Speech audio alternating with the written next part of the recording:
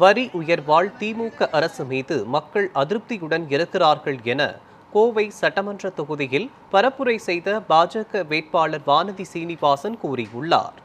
கோவை வடக்கு சட்டமன்ற தொகுதியின் பாஜக வேட்பாளர் வானதி சீனிவாசன் தொகுதிக்குட்பட்ட கணபதி, சங்கனூர் ஆகிய பகுதிகளில் தீவிர பரப்புரையில் ஈடுபட்டார்.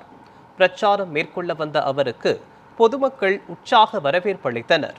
தொடர்ந்து பொதுமக்களிடம் பேசிய அவர், வரி உயர்வால் திமுக அரசு மீது மக்கள் அதிருப்தியுடன் கோபத்துடனும் இருப்பதாக தெரிவித்தார்.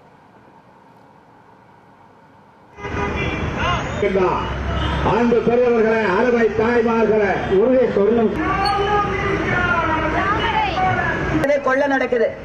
இந்த மாதிரியான சூழல் தமிழ்நாட்டில் இதுவரை மக்களுடைய கோபத்தை, ஆத்திரத்தை எல்லா இடங்களிலும் பார்த்துட்டு இருக்கிறோம். ஏனென்றால் இந்த பகுதி கணபதி பகுதி அதிகமாக சிறு குறு தொழில் நிறுவனங்கள் இருக்கக்கூடிய பகுதி. ஆனால் இந்த திமுக அரசினுடைய சொத்து வரி உயர்வாலும், மின்கட்டண உயர்வாலும், மூலப்பொருட்களுடைய பற்றாக்குறையாலும் இன்று இந்த பகுதியில் இருக்கக்கூடிய சின்ன சின்ன நிறுவனங்கள் எல்லாம் மூடப்படக்கூடிய நிலைமைக்கு வந்து கொண்டிருக்கிறது. இந்த கணபதி பகுதி அப்படிங்கிறது ஏதோ குறைஞ்சபட்சம் தமிழ்நாட்டில் எல்லாத்துக்கும் உற்பத்தி பண்ற இடம் மட்டும் இல்லைங்க. இன்னைக்கு வெட் கிரைண்டர்னா இந்த பகுதியில் இருக்கிற நிறுவனங்கள் தான் இந்தியா முழுமைக்கு சப்ளை பண்ணுது.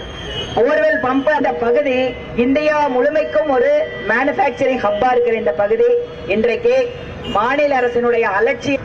இந்த பகுதியில் இருக்கக்கூடிய நிறுவனங்கள் எல்லாம் இன்று சொல்ல முடியாத துயரத்தில் இருந்து கொண்டிருக்கிறார்கள்.